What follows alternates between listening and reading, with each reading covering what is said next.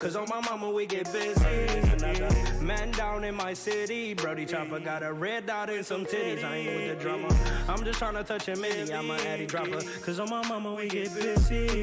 Plug pull up with the pack and I ain't even bust it down. Couple minutes on my phone, I promise I'm gon' get it gone. I stay solid, I get caught, I'm fighting till they sit me down. You get caught, you singing like a nigga in the studio. Brody sold the whip for 1,000 cause we just slid in it. I really make a house call, fuck if your kids in it. Been through some shit, that's why my heart too froze. You ain't living what you rapping in a studio. You get your noodle blown, fucking with the opposition. My brother making decisions on anybody that's dissing. With the quickness, I'ma make a decision. I'm on a mission. You tripping, thinking we missing. I'm shooting up with precision. Red beam on the barrel to give myself some assistance. My brother come through like sniper, he knock you off from a distance. Big foe with no foe, I'm balling just like a piston.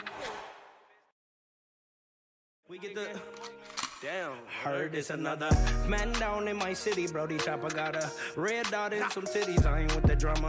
I'm just tryna touch a milli. I'm a addy dropper. Cause on my mama we get busy. Another man down in my city. Brody Chopper got a red dot and some titties. I ain't with the drama. I'm just tryna touch a milli. I'm a addy dropper. Cause on my mama we get busy. Plug pull up with the pack and I ain't even bust it down. Couple minutes on my phone, I promise I'm gon' get it gone. I stay solid, I get caught, I'm fighting till they sit me down. You get caught, you singing like a nigga in the studio.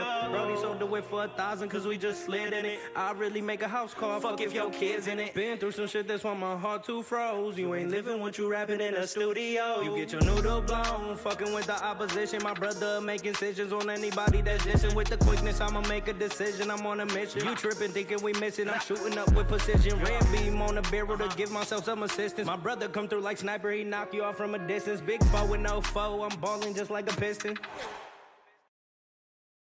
We get the damn, heard it's another man down in my city. Brody Chopper got a red dot and some titties. I ain't with the drama. I'm just tryna touch a milli. I'm a addy dropper. Cause on my mama we get busy. Another man down in my city. Brody Chopper got a red dot and some titties. I ain't with the drama. I'm just tryna touch a milli. I'm a addy dropper. Cause on my mama we get busy. Plug pull up with the pack and I ain't even bust it down. Couple minutes on my phone, I promise I'm gon' get it gone. I stay solid, I get caught, I'm fighting till they sit me down. You get caught, you singing like a nigga in the studio. Brody sold the whip for 1,000 cause we just slid in it. I really make a house call, fuck if your kids in it. Been through some shit, that's why my heart too froze. You ain't living what you rapping in a studio. You get your noodle blown, fucking with the opposition. My brother making decisions on anybody that's dissing. With the quickness, I'ma make a decision. I'm on a mission. You tripping, thinking we missing. I'm shooting up with precision. Red beam on the barrel to give myself some assistance. My brother come through like sniper, he knock you off from a distance. Big foe with no foe, I'm balling just like a piston. We get the damn, heard it's another man down in my city. Brody Chopper got a red dot and some titties. I ain't with the drama. I'm just tryna touch a milli. I'm a addy dropper. Cause on my mama we get busy. Another man down in my city. Brody Chopper got a red dot and some titties. I ain't with the drama. I'm just tryna touch a milli. I'm a addy dropper. Cause on my mama we get busy.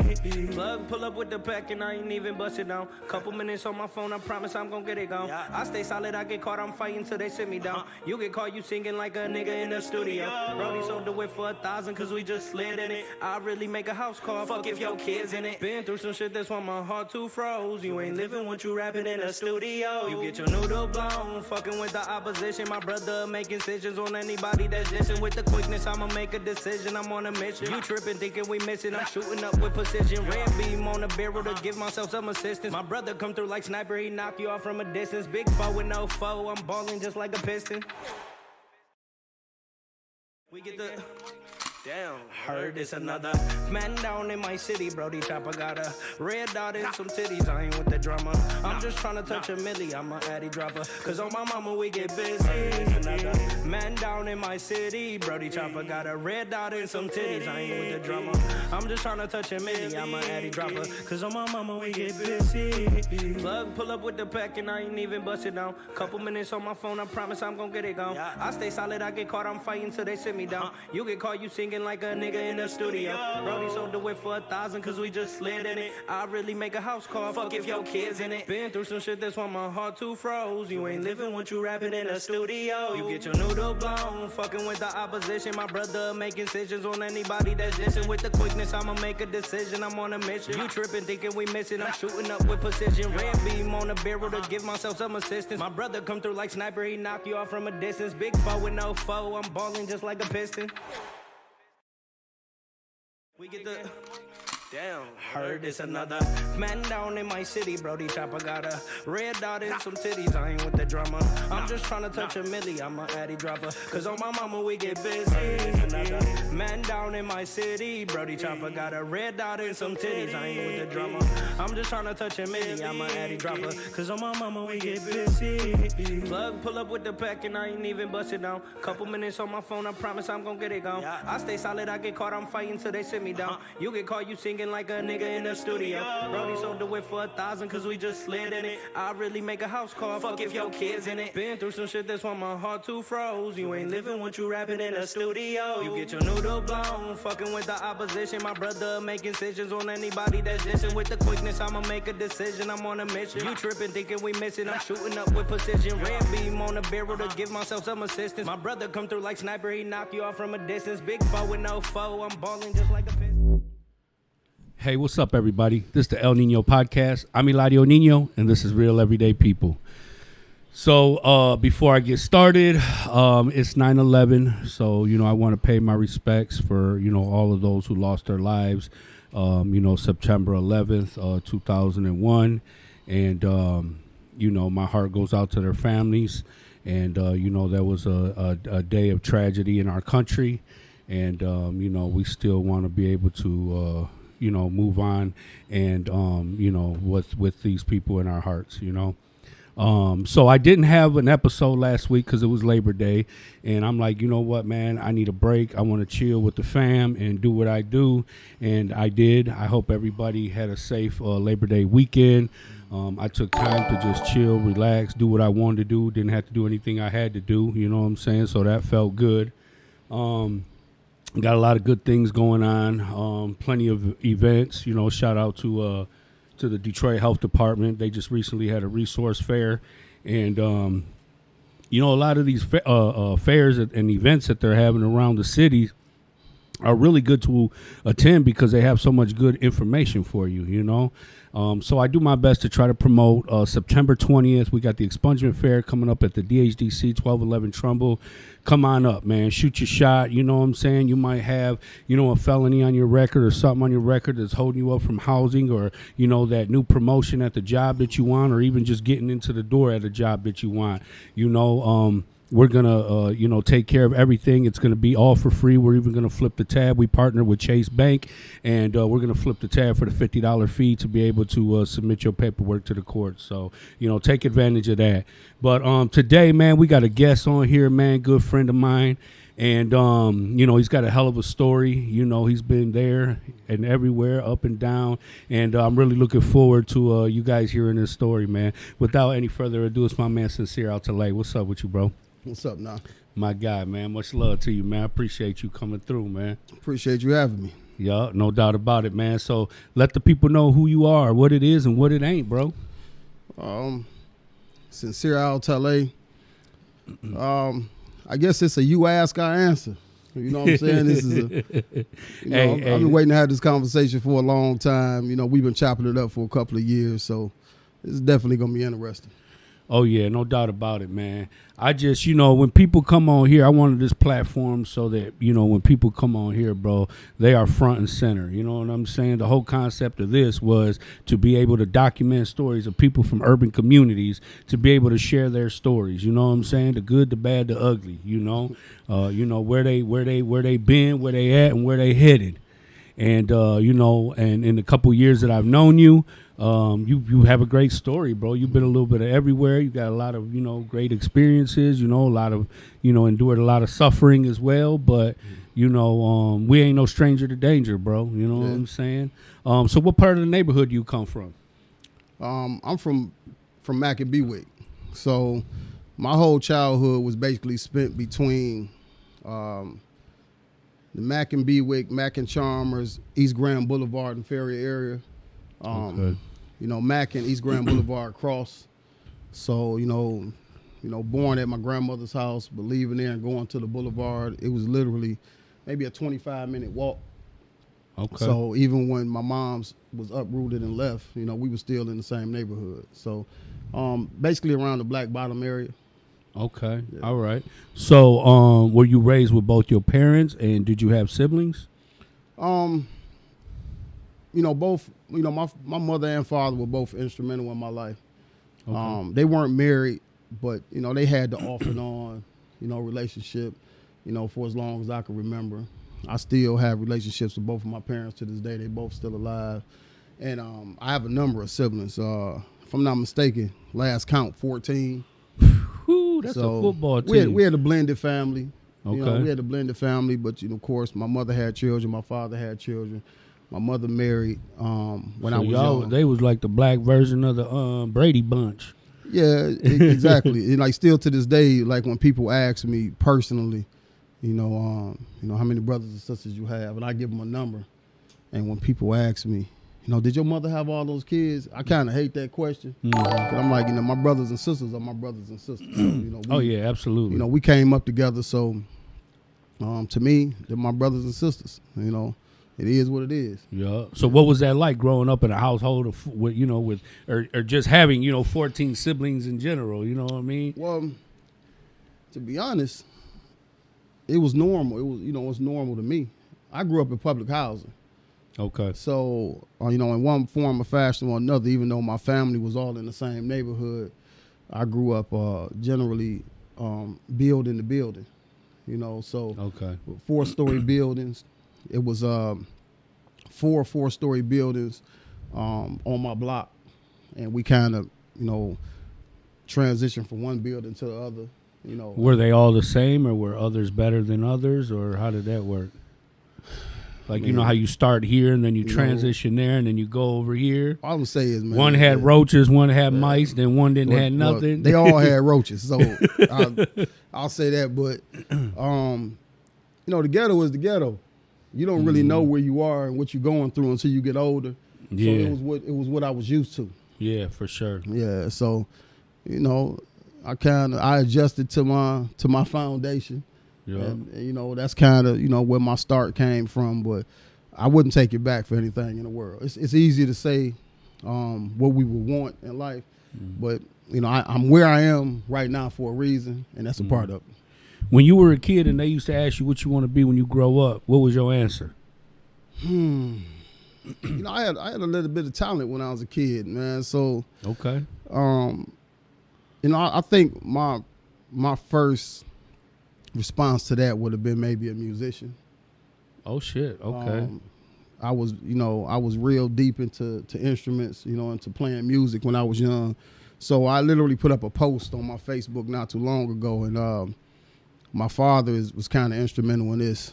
But without being classically trained, I learned how to write and read music at a very young age. So.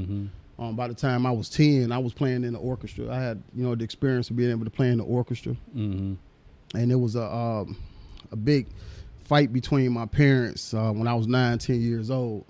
And it was about me going to play in a particular section of the orchestra. And in the midst of their beef, I almost missed being able, you know, to have my opportunity. Oh, wow. But my father made sure that I got there, you know, and it was just, that was my passion then, that and writing. Okay. You know, so even though I was young. What instrument did you play? I played the trumpet and the cornet. Okay. Yeah. Which one did you do first? Which one was easier? Well, they're basically the same. The cornet and the trumpet are basically the same. The cornet is just smaller. Okay. Yeah. But, you know, the music is still the same. The notes are still the same. Everything about the instruments are basically the same. Okay. It's just about whatever you pick it up. It wasn't like no big deal. When you go to public school and you go to instrument class, you know, instrumental or whatever the case, when you go to music, they just say go pick up music class. Right. Yeah. So I ended up with the trumpet because the drumsticks was already gone. It ain't like that's what I wanted to do. And that's what I did. I did the drums, man. I love the drums. So that's basically what it came out to be. And then, you know, I picked it up I've always been able to adapt well. And then, you know, like I say, you know, a lot of people just don't ask those questions, so they really don't really know the history of things, because they don't, you know, when you live your life a particular type of way, people focus on certain things and they miss everything else. No doubt about it. So what kind of childhood did you have growing up, bro? You know, well, what was your community like? In all honesty, like I said, I didn't really understand the strain of the community that I came from until I was older. But as far as having memories of growing up, everything was fine in my life until my mother reached the point of a particular strain in her life. So, you know, my mother had 2 children by the time she was 16. And, you know, once, you know, she was trying to navigate through some things and ran into some obstacles in the road, it started to affect me and my siblings, because up until that point, regardless of what we were going through, I felt the love. I can still remember it. I remember the bond that I had. I can remember looking at the pictures, you know, between me and my mom, you know, and it was always something separate between her and, at the time, my sister, because I have an older sister.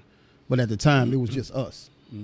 But it was fine up until, you know, maybe about 6, 7 years old. And it was at that time the thing started. I really had to grow up, and that's saying a lot considering I was 6, 7 years old. But that's when I started to notice the differences and started to pay attention to the strain that came along with growing up where I grew up. Yeah, no doubt. And I can relate, you know what I'm saying? Because, you know, me being the oldest, like I had responsibility at a young age already, having 2 younger brothers, you know what I'm saying? You know, I consider myself to be one of the, you know, how they call it, the mistake child, you know? And not to say that I was a mistake, but, you know, when you the firstborn, you know what I'm saying? A lot of times, our parents had kids at a young age, and they made a lot of their mistakes, you know, with their first child, you know what I mean? Like, I endured things that my brothers didn't have to endure, you know? And, but I felt like, you know, navigating through life, you know, I became, you know, the project, you know what I'm saying, to teach and how to, you know, treat, you know what I'm saying, my brothers as they came later on in life. I think my sister would have been that child. Me and my sister was stair-step. And as we grew, my sister raised me, you know, on the most part. But my sister might have been that child, and then I might have been the, I'm going to keep him if I have a baby child. Yeah. You know, so, and that's where things went wrong. Like, once my mother got to a point where she figured out she couldn't have my father the way that she wanted him, or it went downhill from there. It went downhill. So everything there was about an adjustment. I think that would have been around the stage where I grew up and learned the term product of my environment. Yeah. I'm from the hood, I'm from the ghetto and all that kind of stuff, but I think that if my mother would have had healthier relationships, I would have never been introduced to that term, you know, to that cliche or whatever it is you want to call it. But that's basically when I started to see the strain. Tell me a life lesson that you learned from your mother and a life lesson that you learned from your father that you still apply to this day. Well, that had to be 2 parts. Once I started to grow a little bit and started to acknowledge what was going on, my goal was to be the total opposite of both my parents. My father, I love him to death. My father kept me by his side just like I keep my son by my side. But my father was, you know, my father a ladies' man, which comes with his own troubles, right? And my mother was, you know, she was an opportunist. So I wanted to be the total opposite because my mother was all about drama and my father was all about being a player. So my truest lesson would have been to be the total opposite of both of them so I could grow to be, you know, what I would view as whatever normal was. You know, I didn't understand it at the time. But like I say, my truest lesson from both of them would have been to be the total opposite of what they were. Wow. Yeah. And that's crazy because most people just follow suit. You know, they become, like you said, a product of their environment. And for you, you know, at the point that you were at that age, you wanted to grow into your own purpose. You wanted to grow into yourself. You know, you clearly, you know, weren't comfortable or didn't approve of the way they was each living because you knew better to want to do something different. I think I recognized that early. I've had my differences with my parents, but you know, I'm a God-fearing man. I love both of my parents, but it wasn't until I was, you know, basically in my 40s that I understood that whatever pain and struggle that they had at the time wasn't something that I was going to understand. So the beef that I may have had with my parents, you know, when I was a kid, I don't have that beef anymore. You know what I'm saying? My father went to prison just like I went to prison. And when my father came home from prison, guess what? I took care of him. You know, having some differences never stopped me from growing as a man. And in all honesty, it just helped me reflect more. You know, so my father gave me, you know, footsteps to, you know, gave me a path to walk in. And even though, you know, I bumped my head a couple of times, I learned from my experiences. You know, so it got to a point where my father would trust me to lead him. And that's not something we always get a chance to do because we are the children. So, but right now to this day, my father trusts me to lead him because I'm gonna push him in the right direction. And it's just my way of telling him, listen, I love you. You know, I understand that, you know, whatever it is that y'all went through and it ain't had nothing to do with me. It is what it is. I know y'all didn't see this coming. Yeah, no doubt. But at the same time, people could hold me to this. The first people that we defend in our lives are the people who put us in the situation that we're in. Yeah. And, you know, that's our mothers and fathers. So we'll sit up here and be like, I love my mama. I'll kill for my mama. You know, I love my daddy. And in all honesty, they put me in the situation I was in. You know, at the end of the day, my mother and father raised the gangbanger and the drug dealer. You know, so I had to be mindful of that. But also, I still had to get to a point where I had to be accountable for the route that I went because I still had a choice. Ain't no doubt. And I knew that at a young age, you know what I'm saying? And I mean, like you said, bro, I didn't know the difference between right was wrong. I was just living the life that I was given. You know what I'm saying? You see guns, you see violence, you see drugs, you see gangs. I mean, I've been seeing this shit since childhood. It's been in the family, you know what I mean? And I didn't know no difference. This shit was normal. All my aunts, uncles, cousins, everybody rocking the same. And then everybody in the community, you know what I mean? Like this is the social norm for our community. This is how we operate. I'm still trying here. to figure it out. You so know? I can't act like I know everything, but because I'm still trying to figure it out. Mm-hmm. So let's talk about adolescence, middle school, high school. What kind of student were you? What was you doing, you know, at that time? Well, I was a very good student. Always had been. You've been around me for a couple of years. Did you graduate? Yeah, I graduated. Where'd you graduate from? I actually graduated from Osborne. Okay. But I was able to tap into a couple of private schools along the way. I went to Spain Middle School. I got shifted around. I went to Rose Elementary School. That was the elementary school in my neighborhood. When I went to high school, I had the opportunity to go to a couple of schools, and Country Day ended up being one of those schools. And then what happened is, due to my complicated home life, because I was a state ward, you know, things of that nature, I had already been incarcerated by the time I was 15. Damn, okay. Yeah, so I ended up having to leave the school, and then I ended up going back to public school once I was released from independent living. You know, being a state ward and actually having to go into custody. So damn. Yeah, so it was. I had a hell of a opportunity, but I just wasn't stable enough to be able to take advantage of it. Did you play any sports in school? Yeah, I played everything. I actually got 7 letters in school. I got 7 letters. What does that mean? The letters is whatever sports you play. So okay. Like you get a letter, you basically get a certificate for whatever letter you played. So different schools, different opportunities. I had different coaching. I had different coaching from different places, and I had people who pushed me in different directions. Okay. So what was interesting about my high school athletic career is I had a mentor and a coach named Marilyn Layler. And she was actually a swim coach, and I ran into her in middle school. And I had got exposed to gang activity, things of that nature as young as 10 years old. So when I was in middle school with her, which was at Spain, she was a swim teacher.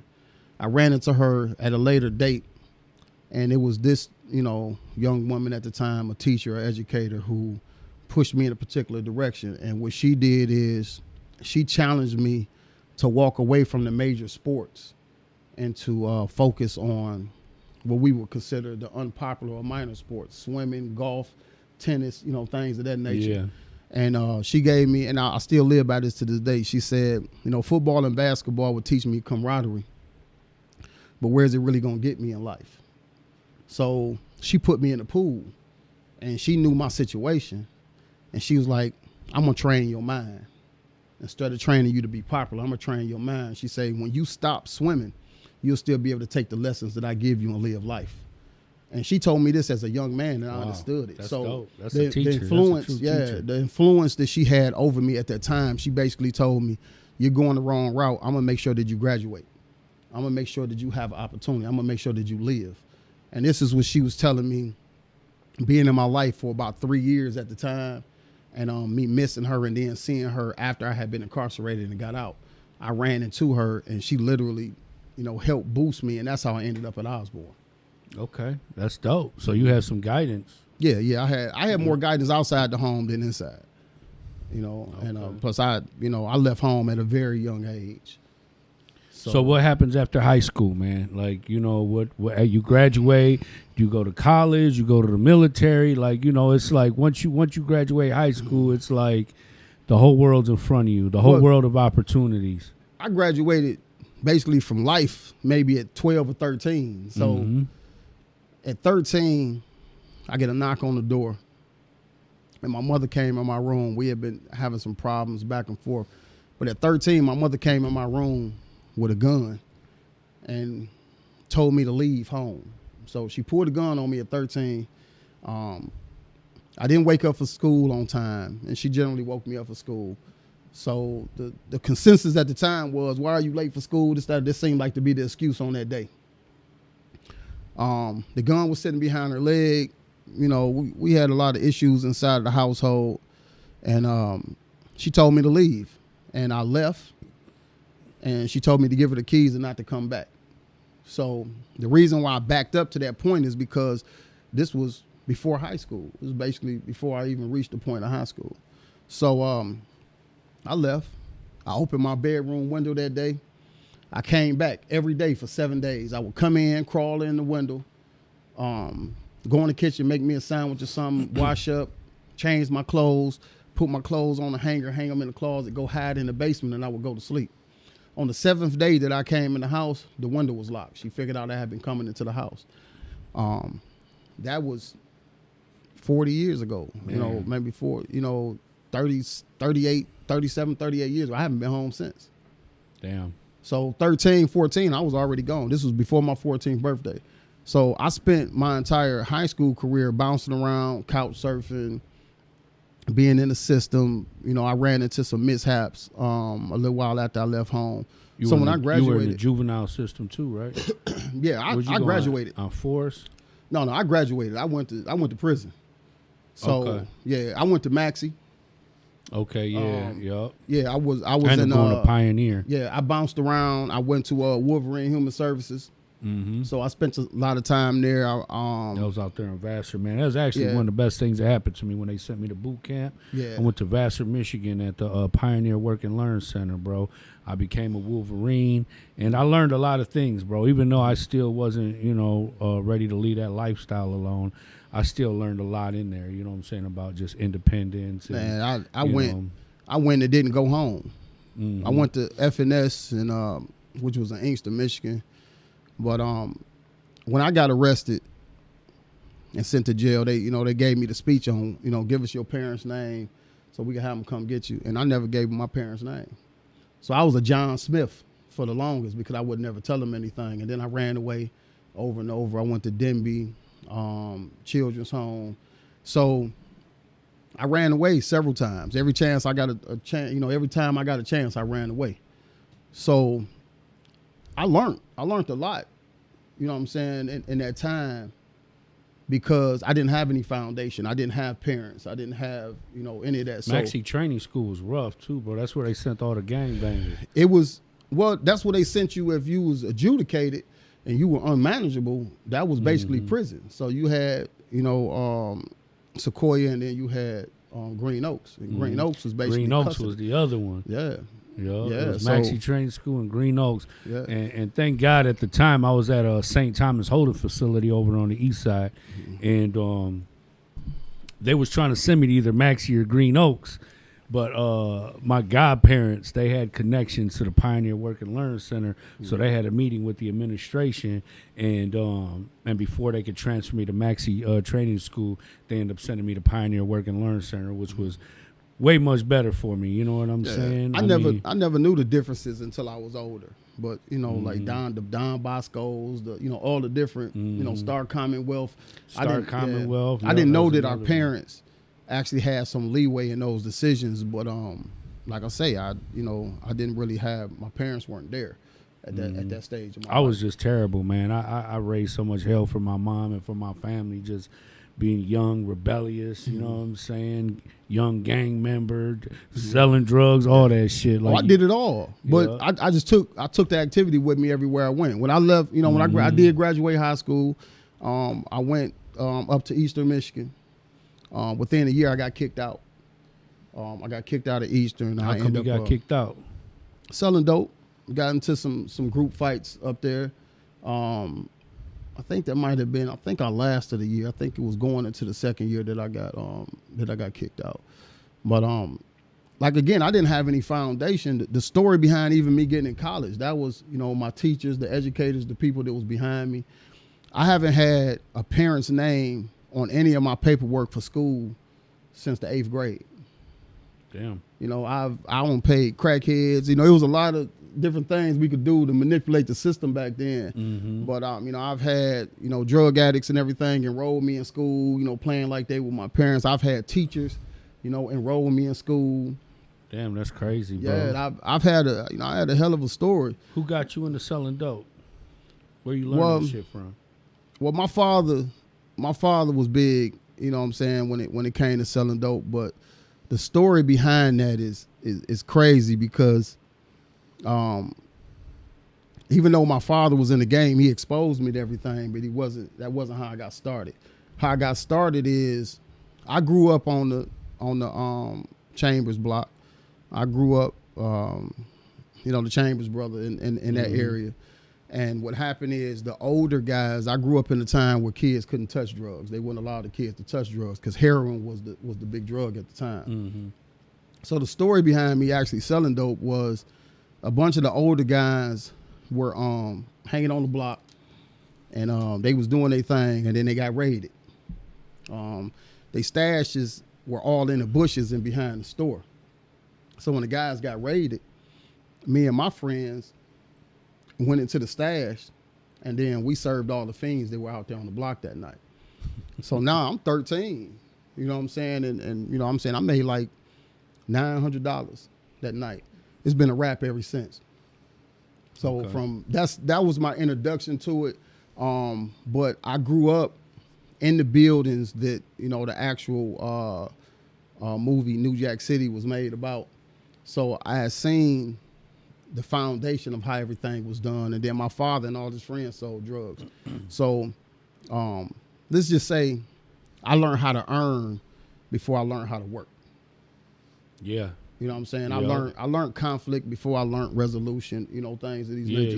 No So at a doubt very about it. young age, and then growing up in public housing, it made it easy because walking through the hallways, I experienced the dope fiend. So literally once I got a niche to the game and I had the money, and by my father being as popular as he was, a lot of the people, the older guys, respected me because of who my father was. So when it came time for me to learn how to cop, I'm not one of the guys who ever worked for anybody from the beginning.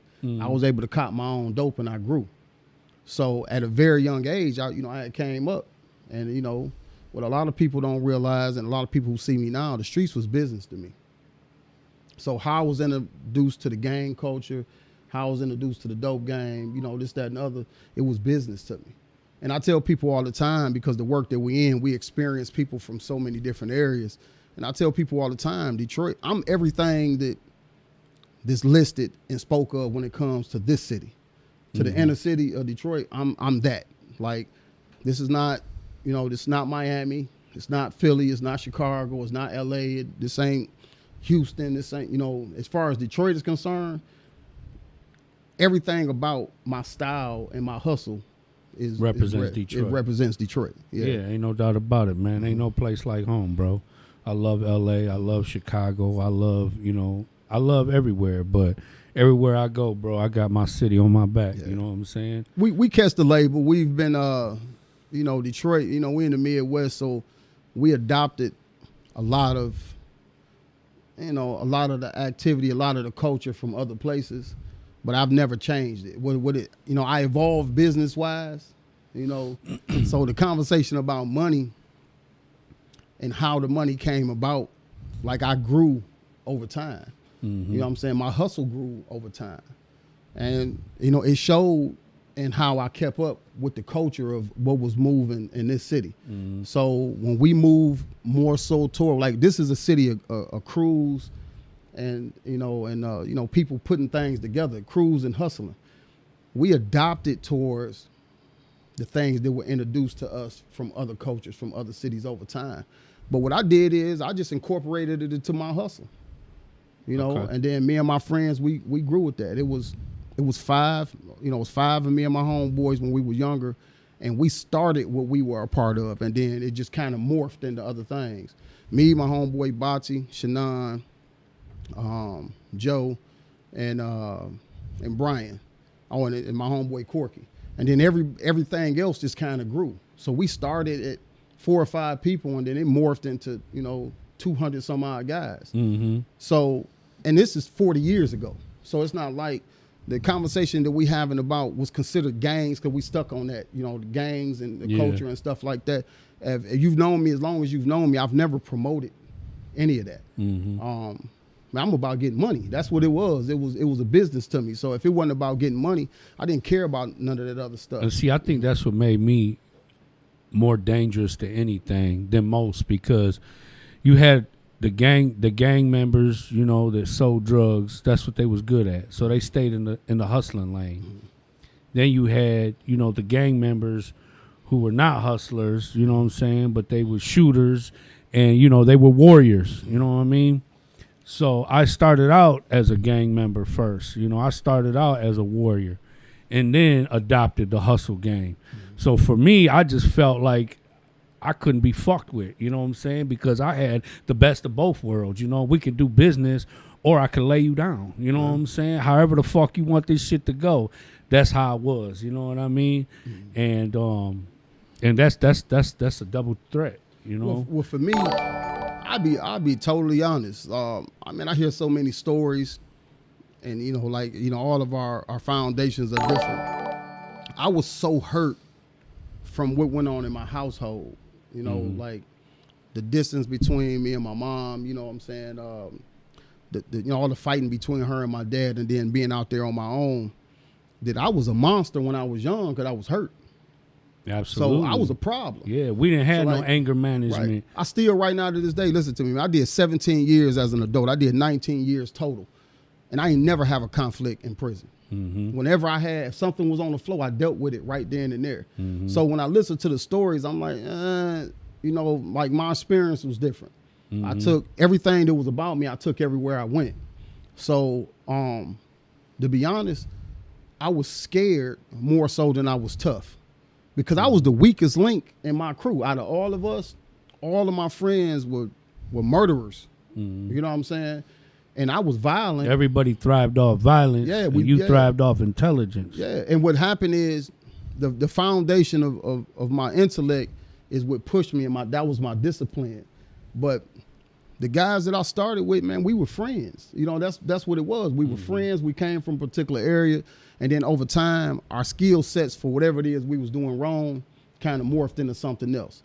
So when I got involved in the violent part of the streets, mm-hmm. Bro, I didn't even care. I was hurt. I was waiting. I had a chip on my shoulder. So I became, the first person to bomb out because I wanted to get that frustration off. Mm-hmm. So, and then I went to prison at a very young age. And then that's what's glorified, though. That's what gets you to your respect. That's what gets you the honor is, living in a bloodthirsty society, baby. That's what they glorify, bro, is the blood, the violence, and the level of violence. Yeah. You know what I'm saying? I learned at a very young age when I got to hustling. I mean, when I came across my first connect, he said he had he took a concern to that. He's like, man, you running with some guys, man. They kind of, you know what I'm saying? That's not all the beefing is not good for money. Yeah, yeah. So what I learned at that time was, like, if you ever see me, and I've told you this a couple of times, I never take anything personal. I don't show a lot of emotion. You've been around me a long time. Mm-hmm. I don't show emotion, but I don't really care what somebody has to say about me because, like, I'm really about that life. Mm-hmm. But I'm like, what I need to promote it for?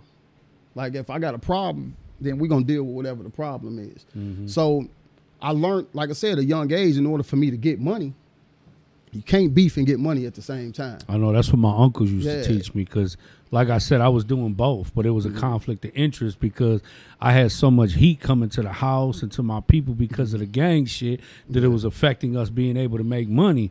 And we need money because we got to live. Right. We got to survive. You know what I'm saying? But also like us, our vision of making money was never about getting rich. Our vision of getting money was just about survival. So it was like, us getting money, there was no guidebook to say what you should do with the money. Everything was just about, let's get through the day. Let's survive. You know what I'm saying? Well, the true name of the game is to use everybody around you. That's how I got in. Somebody used me. Mm-hmm. It was what it was. But me personally, I was poor. Mm-hmm. So I wasn't hustling to be cool. I was trying to eat. And I ended up just being good at it. I was the first person from my immediate circle to actually see $1, to get on the other side of $1. Because still, my homeboys still to this day, a lot of them, they just killers. But my father taught me this as a young man. He said, I don't want you to be a killer. He said, a killer always going to need instructions. Mm-hmm. He's always going to need instructions. And then when I started to grow financially and, I started to grow in my hustle, everybody that I was connected to, they were more so, they took chances on me because I was real calm and collective. Mm-hmm. And I tell people all the time, I'm like, I don't want to talk about it. If it come down to it, I don't want to talk about it. If it's time to go there, we're going to go there.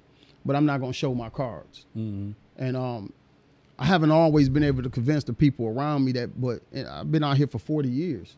And ain't none of us bad. Anybody can get it. I've been shot 5 times. It ain't, you know what I'm saying? It ain't.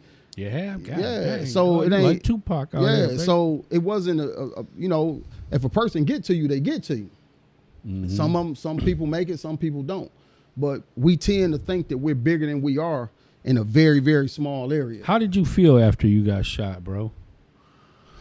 Like what crossed your mind? Like what transitions, changes did you need to make? Did you embrace it? Did you just because it was so many people I know that got shot and after that they went full Tupac mode, like, you know what I'm saying? Listen, on the hard to kill shit, you know what I mean? And I'm like, really, like if I was shot, I'd be grateful. I don't care if I got shot in the foot or whatever. I'm gonna be grateful because I'd be like, that bullet could have hit me in the head and I could have been dead. To be honest, it didn't. All it did was make me worse. I seen my father got shot basically in front of me as a kid. I had an uncle that got shot in front of me as a kid. So when I got shot and I lived, it was like people put you on this pedestal. So you can't be the man on your own. Somebody gotta hype you up. Mm-hmm. So when I got shot, I was just I was with the wrong people. I'm with my people. I catch a bullet, I live. And, from that point on, it's like it was what it was. I got shot in 3 different incidents. God damn, dog. So, you was always in the wrong place at the wrong time. But when you live in your life like that, I'll put some holy water on your ass. God damn. So, it was to be honest, man, it's like it came with the territory. Just like, you've been to prison, you from the hood. Like when you go to prison, we didn't even look at it as a bad thing. So, it was what it was. Mm-hmm. That's what I'm saying. It's like, you glorify it almost, you know, like you wear it as a badge of honor. You know what I'm saying? Yeah, like, damn, you made it though, bro. I definitely look at things differently now. Prison didn't help me look at things differently. It wasn't even the experience that made me look at things differently. I think I just woke up one day and was like, you know, it got to be something else out here. And it still took me 10 years to figure it out. You know, I mean, who really wants to live their life like that? But I was just doing what was normal to me. Mm-hmm. Like you said, I didn't view what I was doing as wrong at the time because it was the only thing that I saw. Mm-hmm. I had never seen anything outside of my block. You know what I'm saying? Dope fiends. I went to school every morning. I stepped over dope fiends. You know, the only people that I seen that were constructive in my life was teachers. You go to school, the teachers talk to you, you know, this, that, and that's crazy because when I was in the joint, I was working with a lot of youth, and you know, they just had this huge lack of respect for adults, and I'm like, what's the problem, bro? Because like I was raised to always respect adults, you know. And a lot of them were like, bro, like where I'm from, all the adults are dope fiends. You know what I'm saying? Yeah. A lot of them are like, man, I sell crack to my mom. I sell heroin to my dad. I sell shit to my aunts, my uncles. Mm-hmm. So they look at adults like, you know what I'm saying? Like these are adults that are around me. I had no respect for them because they're drug addicts. You know what I'm saying? So when an adult does try to tell you something, you know what I'm saying? Like they don't want to hear that shit because they feel like you can't teach them anything. You know? I had some home training. All the differences that I had with my parents, I've never disrespected either one of my parents, never a day of my life. Mm-hmm. To be honest, man, I was too busy trying to make it on my own. Like I said, I've been on my own since I was 13. Mm-hmm. So a lot of even, you know, I've been married, you know, raised children and all this kind of stuff. How long was you married for? I was married for 22 years. Damn. Yeah, 22 That's a years. whole lifetime. I tried, you know, 22. I tried. Okay, and what happened? To be honest, man, I tried to change my life around, and I was married twice, 13 years. Here it is. Years. First it was once, now it was twice. Yeah. Player. We know you get it from your papa, boy. At least Papa was a Rolling Stone. That was coming out. But when I brung her to my wife, you know, after so long, I was trying to change things around. She wasn't used to me, you know, going that route. And then it put a lot of stress on the foundation of my marriage because I was trying to do something different. She wasn't used to that. So she didn't really support that decision. And, you know, it kind of, like I said, it put enough strain on the marriage to a point where I had to think, like, I can't stay free. I can't be stressed out and trying to do the right thing because I didn't know how to do the right thing. It was something that I had to learn. Mm-hmm. So I loved her to death, but I had to go. And you guys had kids or no? No, we didn't have kids. Okay, all right. My kids. So you was married to a woman for 22 years and never had no kids? No, I was married twice. So that was my second wife. Damn, where'd you had time? How old are you, bro? Damn, if you was married for 22. Yeah. Well, the other one had to be a short marriage. No, I got married. No, I was married for 9 years and then 13 years. Oh, okay. So, but then you got to remember, I did some time, you know, in between that. You was married to the MDOC too. Huh? Yeah, I definitely was married to them. Me too. 17 of the damnedest. So, but you know, you figure my daughter is 27. You know what I'm saying? So I got a 27, a 25, and then I got a 4-year-old. You know, so damn, bro, I'm learning more and more about you, bro. Just having you on my podcast. I'm learning this shit how you guys is learning it right now. I think, you know, like you don't say this to me in the past, like when did I have time to do this? When did I have time to do that? But I'm old, you know what I'm saying? So what I did is, like, you know, I had a stint in the military. The military came about because I was trying to make some changes in my life as well. So I actually had got involved in some shootings and was about to get indicted. And this was in the early 90s. And then what I did is I hurry up and went and tried to enlist in the military and so I could get away from it. Okay. And at the time, you know, it was a different day and time, you know, less technology, this, that, and other. So before, you know, my name came up, I was involved in a lot. And I got off and ended up going into the military. Okay. And I got hurt.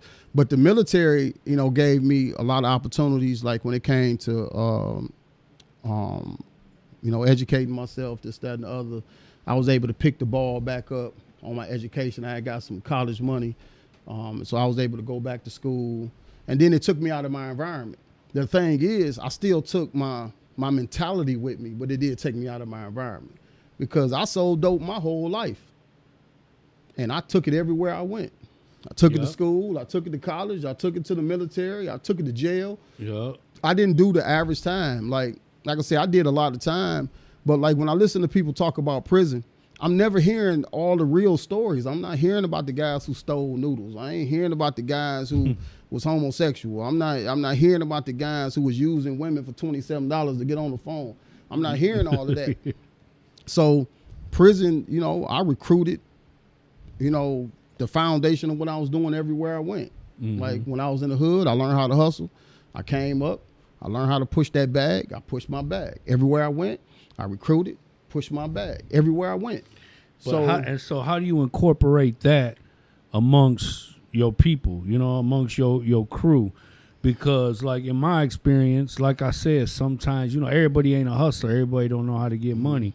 And sometimes a lot of them, they start to get jealous of you and your position and you making money and unless you feeding them. But even then, when you breaking bread with them, they don't want what you give them. They want what you got. You know what I mean? I've been fortunate. And this is why I say this is not other places.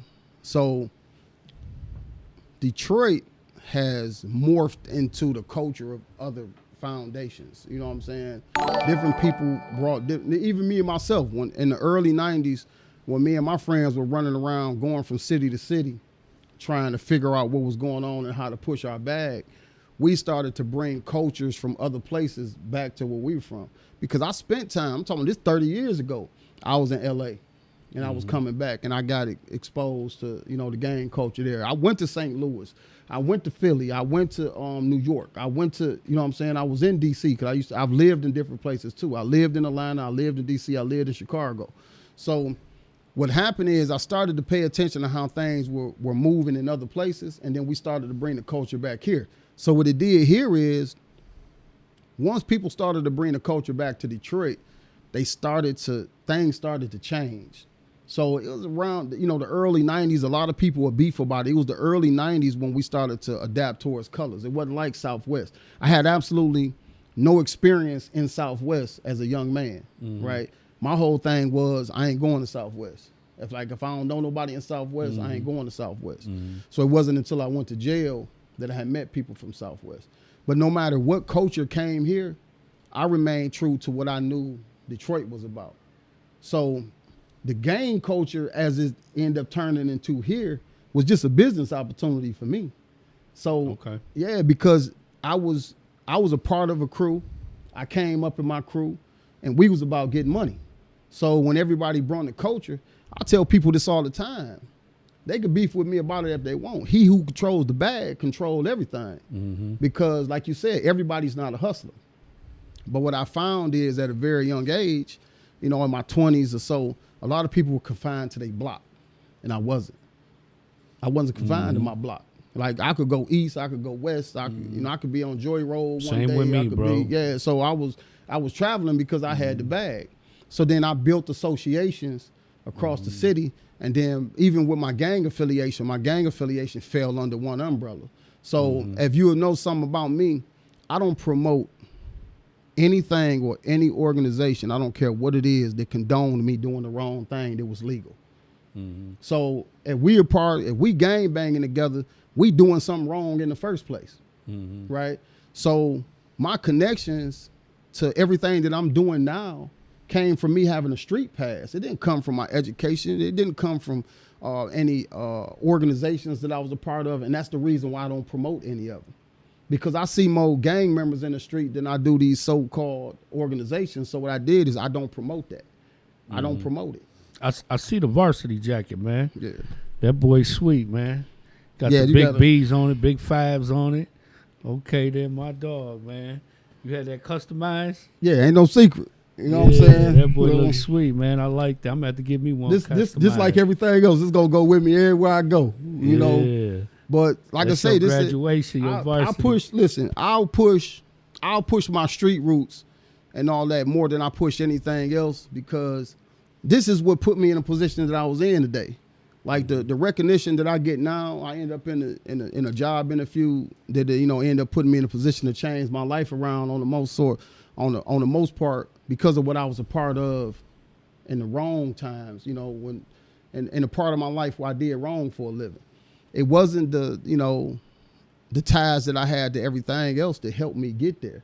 Mm-hmm. So the people who gave me a chance, they gave me a chance knowing that I had a past. Mm-hmm. And, you know, and that's why, you know, like in my office, I got a red, blue, and black flag in my office because I'm like, anybody welcome here because I come from that side of the line. And that's crazy because that's one of the things that benefited me was being a hustler. And, you know, money doesn't discriminate. And I've always had great social skills. Mm-hmm. And even with my gang status, bro, I was able to go anywhere and everywhere and do business with anybody.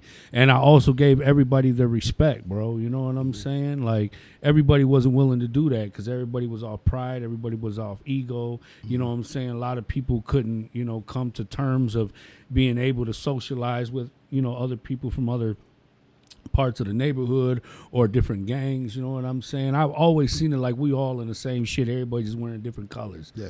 You know? I've seen it on every level of everything I've been a part of. I've even made good friends till this day with people who were in different gangs and had my back on a lot of things. But I always, you know, respect my brothers because when it came to the point when I needed to retire my flag, you know, they gave me an honorable discharge. They understood, you know what I'm saying, where I was at in my life, everything that I had committed and given, you know, for the sake of the neighborhood.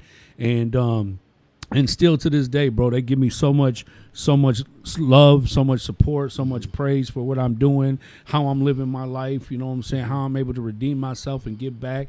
And it's like now it's like, you know, I've always had great networking and social skills, but it's like on steroids, bro. You know what I'm saying? Just having, you know, love and support from everybody, bro, has really helped push the podcast, has really helped push my profession. And, you know, I'm really looking forward, man, to the future and hopefully that, you know, things are going to work out, bro. Yeah, me personally, we had a conversation the other day, and I was telling you, like, I just left one of the most amazing experiences I had with two this year. You actually was a part of both of them.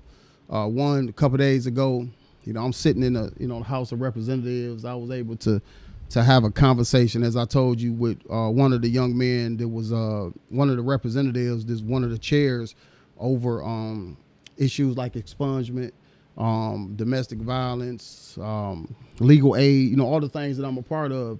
So to be able to sit on the floor of the House of Representatives and have that conversation with somebody was big for me because having the knowledge to be there, he was shocked at the knowledge that I had on the issue because it wasn't a planned conversation. And then when it happened, you know, I was ready for it. And then I ended up getting invited up, you know what I'm saying, to be able to have some insight on these issues.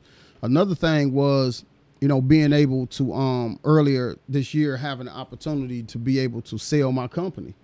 And we had a conversation about that. I was offered, you know, $1.7 million for my company. And when I talked to you and I was like, man, I got to think about making this decision. And what I was trying to relate to you at the time was the reason why I was so back and forth on it is because I was like, well, I know how to make money the wrong way. Now I'm on the right side of the money. I have to do the right thing with it. Mm-hmm. But I ended up turning down the offer. The reason why I turned down the offer, and this is what I told you, I say everybody chasing a dollar, but I know what it's like to make money. Mm-hmm. But if I get money like that too fast and the people around me don't have the same earning potential, then I'm just going to blow the money because my heart has placed me in a position where I've given back everything that I had. So if they give me 1.7 million, a lot of people going to see that number because it would have been public. Mm-hmm. But what happened is I would have got the money over like maybe an 18-month period, and I was trying to work out a deal because the number was actually lower than what it was, but I pushed the numbers up because I wanted them to be able to pay the taxes. But what I did is I paid attention to my earning potential, and then I just placed myself in a position to be able to work with the people who was trying to offer me the money in the first place. So I ended up making money off of them instead of them using me. It was the same thing as when I was in the streets. A lot of people don't know the circle or the foundation of how I made my money. But I came up in the dope game, and then in the mid to late 90s, I got into the money laundering thing. So I went from selling dope to money laundering. And then the people who I laundered for, they paid me back in dope, right? So I kind of flipped I kind of flipped things, Yeah. and I got into the white collar crime. So now, you know, if I launder $100,000 for somebody, I might get 2 bricks as a payment plus a couple of dollars. So what I did over time is, since I was making so much money on that, I just put my dope up because I wasn't paying for anything anyway. But what ended up happening was I came up with a plan. I was dealing with a lot of people that was trying to have money, and I started extorting them, basically. So it was like racketeering. I had people that was in high places that was trying to clean their money up. I would clean the money up, but these are the people who I sold drugs to. So these were the people who didn't have drugs. They had to pay me money. So by them being important and they didn't want to show that they was associated with somebody from my side of the line, what they would do is I came up with an idea. I would tell them, put me on all your financials, bank accounts, money investment accounts, credit cards, this, that, and the other. And then whenever you need to pay me, I'll just write myself a check. And since they had habits, this allowed me to do things like sell them their drugs on the weekends for their parties. Mm-hmm. And like, you know, you charge somebody $7.50 for an ounce, I'm charging them $2,000. So now I let them run a bill up, and it's not costing me nothing because I got the bag, so I didn't care. I cut myself a check. Somebody might owe me $2,000. I might write myself a check for 10. What are you gonna do? Tell on me? So now I started to, in the money laundering racket, I started to set up all these companies. I went to prison for $5.62 million. So like people just never ask. I've never been convicted, and I don't care. Now I don't switch my life around. I've never been convicted of a major drug crime. Everybody knew I sold drugs for 25 years. Mm-hmm. I've never been convicted of a drug crime. I had never got convicted of a violent crime. No one had ever testified against me. The only thing I've ever been convicted for was hiding money and guns.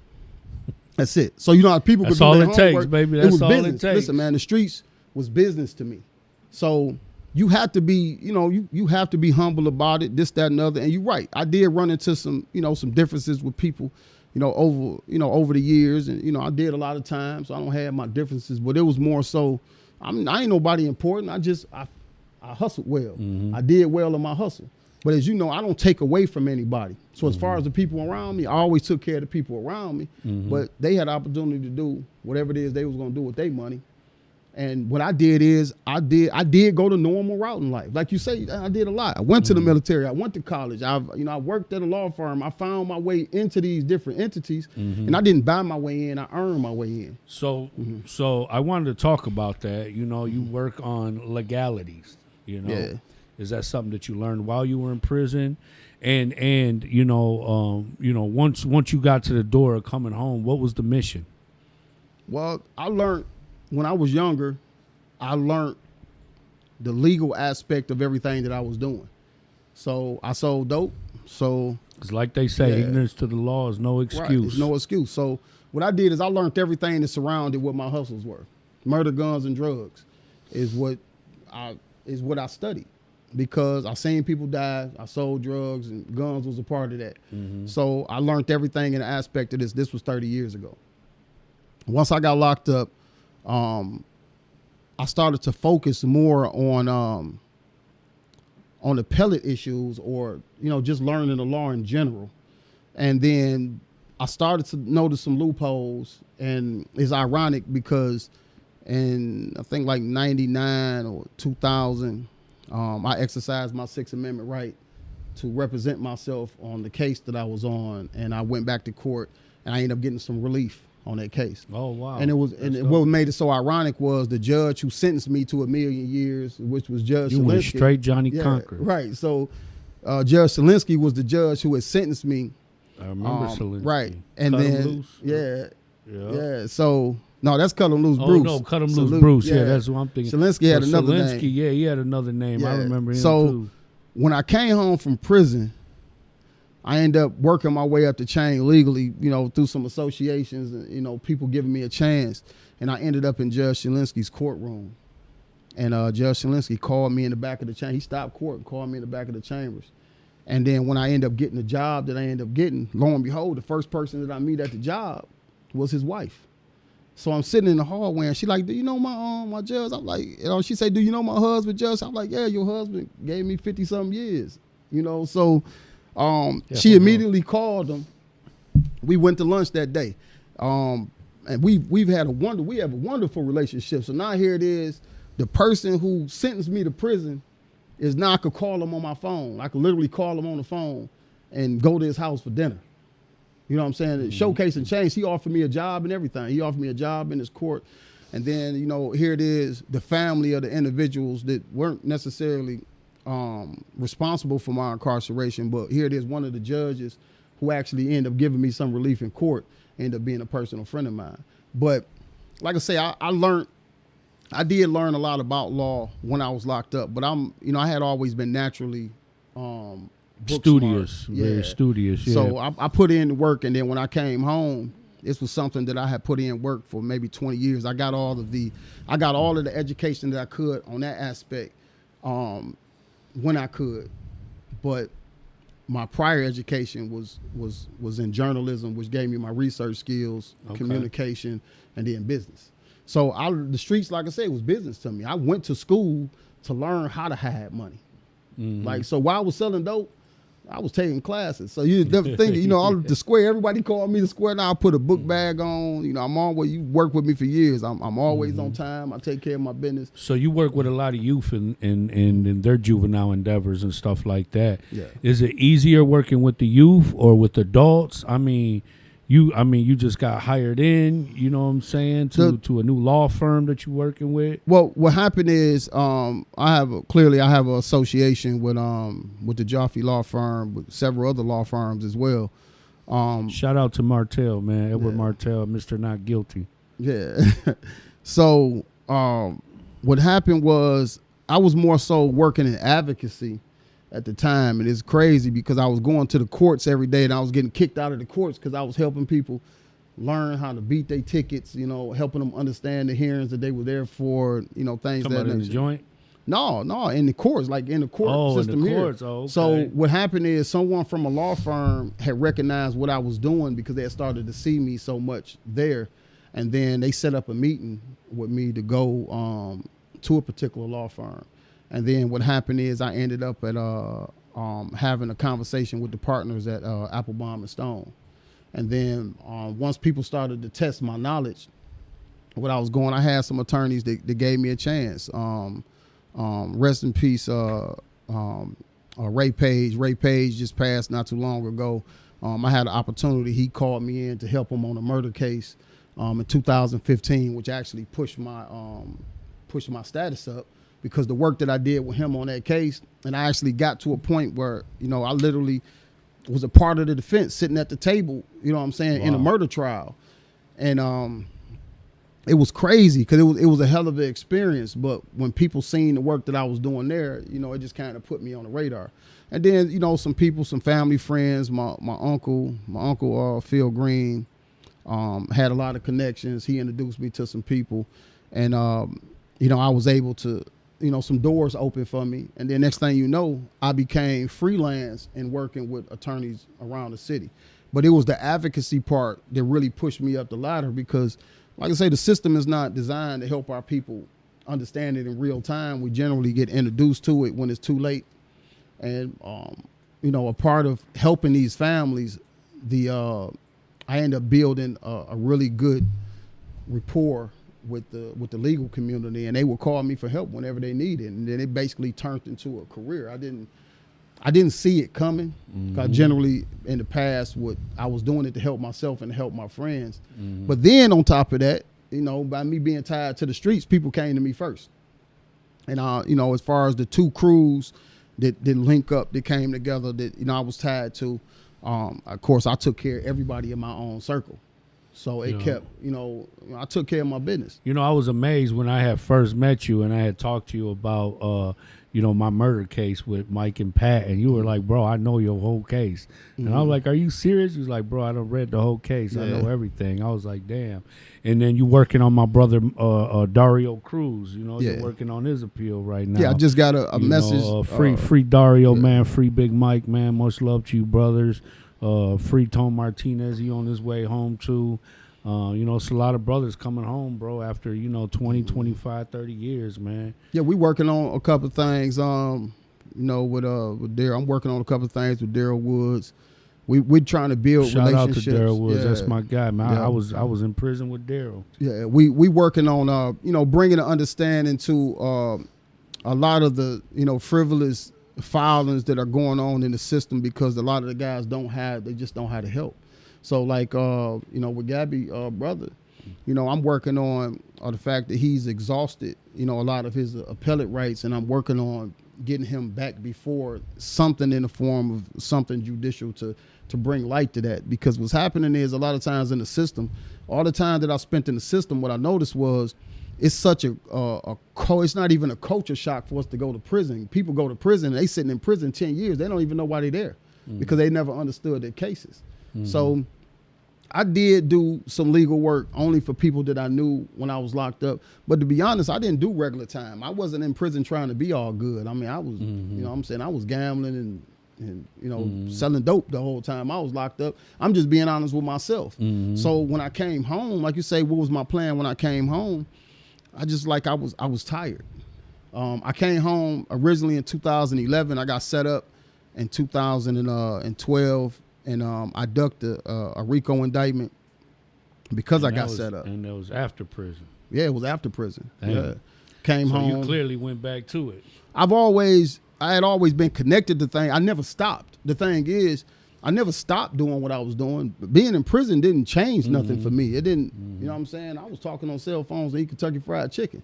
If you could, I got thousands of people on my page. You can't find, I invite you to find anybody who's ever been locked up with me and ask them how I did my time. So, like, nobody, you've been to prison, ain't nobody bigger or better than anybody else. Like, in order to survive in prison, you got to have good communication skills. So it's really not about being tough. And your name got to be good, bro. Because if your name ain't shit, your word ain't shit. Yeah. So a lot of people don't understand the culture of it. I was ready for prison when I went. I had already been locked up as a juvenile, and I just was waiting my day. So like everybody said they had their exit plan, I was on my way out, quote unquote, when I got caught up. So you didn't have no intentions when you got out of changing. You just was like, I'm going to get it. I'm right back to it. I was tired. I ain't gonna lie, because, and like I said, I got out in 11. I got set up and got sent back in 12. And then for the first time in my life, I was just so cocky. I was just like, man, y'all ain't gonna, you know what I'm saying? Because I had already ducked so many bullets. I knew I wasn't supposed to get out. I tell people all the time, listen, I don't care what nobody else did. I wasn't supposed to get out. I had not showcased the fact that I had earned my freedom. So what I did is I thought about it. I'm like, man, I'm a 4th degree habitual. I already got, you know what I'm saying? At the time that I was released, I already nearly got half of my life in prison, and prison ain't taught me nothing. So I'm like, what I'm gonna do? So what I did is I gave myself a shot. I came home, and my first thought when I came home, I'm like, I'm finna get back to it. And then I sat down, I had a conversation with my wife, and I'm like, I want to do something different. And I think what saved me, I came home, I was on tether. I had to go to the halfway house, this, that, and the other. So I went into the halfway house, and I told my parole officer, I was like, I'm scared to go home. I say, because I don't know how to do anything else. Everybody think money makes everything better, and it's not. I had always had money, but I had made my money the wrong way. And it's easy to get back to money the wrong way. But what I did is I sat in that halfway house, and I thought about what I wanted to do. And I didn't have a plan. And I got up every day and I went and looked for a job. I went and tried to get a $10 job at Buddy's. And they wouldn't hire me. You know why? Because when I filled out the application, I filled it out honestly. I've been to school, I did this, I did that. I just wanted to do the right thing. But what I noticed was, like, we didn't have programs. I didn't get all the programming. I didn't get all of that. So I had to believe in myself. So I went to try to get a $10 job. Not for the money, I just wanted to feel normal. I got out of the halfway house every day. I couldn't have money in my pocket. I couldn't drive a car. I got on the bus every day. First phone call I made when I came home, I went and got me an Obama phone. I called my daughter, mom, say I'm home. You ain't gotta do nothing by yourself. You know what I'm saying? I took care of my business when I was locked up. But I'm like, I'm home now. 20% of whatever I get, I'm sending to you and my daughter. I called one of my best friends I just talked to on the phone the other day, my homegirl Artrina. We came up in the same neighborhood. We grew up in the same neighborhood. We graduated from high school together. I've known her 35 years. I called those 2 people when I came home, and then I called my other kid's mom and said, I want my son. I'm home now. And then I had to figure it out from there. Okay. I got locked up on the way to my daughter's house in 2012 to drop her off a Christmas gift by me. You know, I'm Sunni Muslim, so I don't celebrate holidays, so nobody ever sees me on holidays. So I just was going to go over there and drop her off a gift that I had got her. And I had an incident. I got set up. I had some police contact. I went to report my police contact. I got locked up. And then I tried to fight the parole violation, and I lost. So I got sent back, and they told me they was going to max me out. So then it really woke me up then. For the first time in my life, that the turning point for you? Hell yeah, that was a turning point. Because, like, listen, now you know me, I cuss all day. And this is the first time I don't even say something remotely close to a cuss word. But when I sat in that cell on December 26th, I was like, something has to change. When I went back to prison, I was deflated. Oh, I could imagine. I got bro. more fights. I could imagine. Listen, bro. I got more fights in the 2 years that I went back on that violation than I did the prior 15.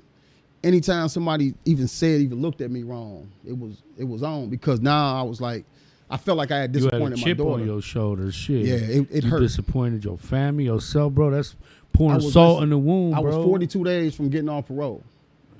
Terrible, I had to go back. I mean, you know, you got to go through them. So after you reach that turning point, what is it? The process that you needed to do? What did the terms that you had to come to with yourself and say, I got to stop doing this, stop doing that, stop doing this, start doing this, start doing that, start like, you know what I'm saying? I had to hurt. Okay. When I came home, you know, I had people in my circle. Nobody in my immediate circle had messed over me. And I owed some money when I came home. And I'm going to tell you, this was my turning point. I'll say it now, but I owed some money when I came home. I had a friend of mine messed up some work. So I owed the plug for that work because I was responsible, because I gave him my word. And I owed him a lot of money. You know what I'm saying? I'm just coming home from prison, but I owed him quite a bit of money. And I'm like, all right, give me some time. I'll take care of it. I was on tether. I really couldn't move the way I wanted. So after about 60 days, he gave me 90 days to give him the money. After about 60 days, I went and took him some money. And when I took him the money, he told me, he said, man, I'm going to honor the fact that you're trying to do the right thing, and you came with the money. You ain't got all my money, but you came, you know, you tried. So what he did is he offered me a package. I turned the package down, and then he gave me the money back. So that was really a turning point for me, because now I'm like, maybe this changing thing is possible, right? Ain't no doubt. But what I notice is, like, people are always focused on the foundational material. Like we said, we so focused on our name being good, this, that, and other. I'm like, man, like, we all doing well. We work together every day, and nobody sees that work. I don't post that. Like, I post what I want to post on social media, but I don't post when we in a meeting at 9 o'clock and we talking about changing somebody else's life. But being able to give back to the community that I'm from, that I took from, meant a lot to me. Because to be honest, the first thing I should have did when I seen a little bit of glimpse of life, I should have been gone. Like, I'm straight. So how far was it, or how long ago was it that you ended up getting connected to Cincere? Ironically, it's been about a little bit over 5 years now. At the time, it was a young lady named Sheila Young who was the assistant to who is now the chief now, you know, Chief White's assistant at the time. I met Sheila. I know Sheila. Yeah, and Sheila had been following my page for some years. And, you know, like, I'm real risque on my page, but she broke the code of, you know, what I was trying to do. And she reached out to me one day, and she's like, you know what, you need to sit down and have a conversation with some people. And she was like, you ever heard about ceasefire? You know, ceasefires and, you know, DPD. And I'm like, DPD? I'm like, you do realize I'm a crook, right? That was exactly what I responded to him. I'm like, do you know who I am? And you talking about you want me to sit down and have a conversation with DPD? I'm like, she kept working on me. She put me in a room, with a couple of people. We had some conversations. The relationship grew. I think I was worried about the stigma of everybody else, but I'm thinking like, I wasn't completely changed at the time. So, I still was thinking a particular type of way. And that's what it really is. Yeah. And then when I found out, in all honesty, that, my job had absolutely nothing to do with dealing with the police. It was more so like bridging the gap. Yeah. But when I seen that the foundation of what they were asking me to do was to reach out to the people who were just like me, that was kind of the turning point. So and that's what I love, bro, about the Ceasefire team and being a part of that team is everybody been somewhere, bro. Everybody come from somewhere. You know what I'm saying? That's one of the reasons why I'm about showing it. Yeah. And we catch the flux from everybody, bro. You got, a big part of the community that respects us and acknowledges us. You know what I'm saying? Then you have others who have a different perspective of us. You got police officers who they support us, you know what I'm saying? They appreciate us, they understand what we do. And then you have others that just don't care for us at all, you know what I'm saying? So it's like, if we expected for validation, you know what I'm saying, from both sides, we would never get anything done. The work that we do every day is solely driven up by passion and purpose, you know what I mean? And people don't realize, the discrimination, the biasness, the criticism that we have to endure on a daily basis. But at the end of the day, I know that I live with purpose. I know that I'm in it for all the right reasons. You know what I'm saying? And we are that bridge. You know what I'm saying? I enjoy it. I love what I've been exposed to. I love you've witnessed what I've been able to do for people. So, like, to be honest, I'm not really worried about, people just need to ask the right questions. At the end of the day, people need to ask the right questions. The whole nature of the program has flipped and changed, over the years. But, people going to think what they're going to think. At the end of the day, I don't really have time to focus on what somebody thinks, because with my history, I had to take advantage of any and all things that I could do constructive and conducive towards, me doing the right thing. So, and as I don't have a problem pushing the Ceasefire brand or whatever it is I'm a part of, because these are things that promote me doing something positive. Ain't no Whereas, like I said, that's because the work is real. Yeah, that's why I say impact is real. I wear gang colors before I wear some of the organizations that I'm tied to, because at least I know I'm dealing with real people. I'm not dealing with people. It's not a judgmental thing. So, and I'm not ashamed of it. It's it's a part of my history. And a lot of people fail to realize this team was handpicked specifically. Yeah. People who are influential and have great relationships with people in their community. I mean, for me, it's like, who better than me? You know what I'm saying? I don't have any beef. I don't have any problems. I got nothing but love, you know what I'm saying, for my community, for my people, and not only mine. Bro, I'm in your community. I'm on the east. I'm on the west. I'm at Pershing. I'm here. I'm there. I'm everywhere, and I love it. I'm able to build that bridge everywhere, and the impact is the same. Yeah. This is the first time in my life I've been able to do something this constructive. And I don't really care about recognition. Like I'd always, I woke up one day and I said I needed to focus on being a man instead of the man. It's a big difference, Absolutely. So if somebody want to scrutinize me for for trying to do whatever it is I need to do to be a man, then so be it. At the end of the day, man, I'm growing up. Ain't no doubt. I'm outgrowing for the first time in my life. I'm seeing that I've outgrown the image. Now I'm getting the respect of people. I literally just got called to talk inside the House of Representatives. That's dope. Like to be invited into a circle like that and to be able to talk with such reputable people.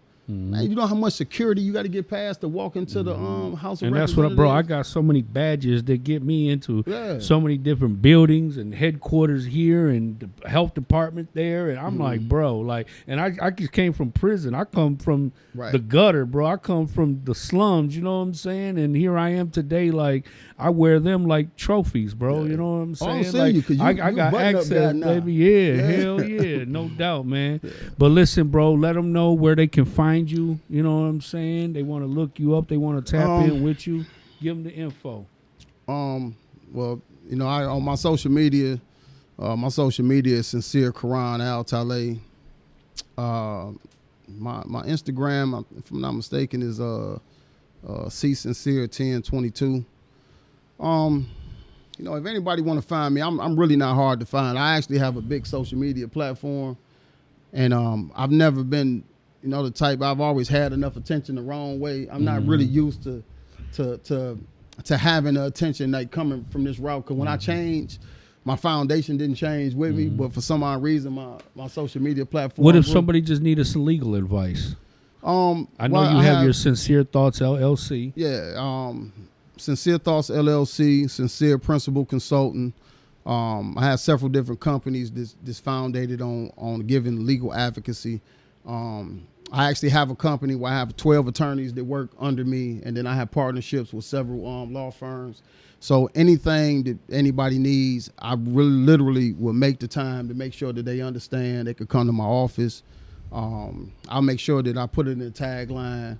But I can actually be looked up on the Cincere Principal Consultant or Cincere Thoughts LLC, or you can reach me through Ceasefire. I got a lot just plugged y'all in, man. Mm-hmm. I just tapped y'all in, man. If y'all need some advice, man, you going through something, you catch a case or something like that, you need some advice, man, reach out to the brother. He'll get you together. Big shout out to my brother Zoe at LA Landscaping. Big shout out to Danny Reyna at DNR Construction. And also big shout out to Edward Martell, hashtag Mr. Not Guilty. Much love to everybody.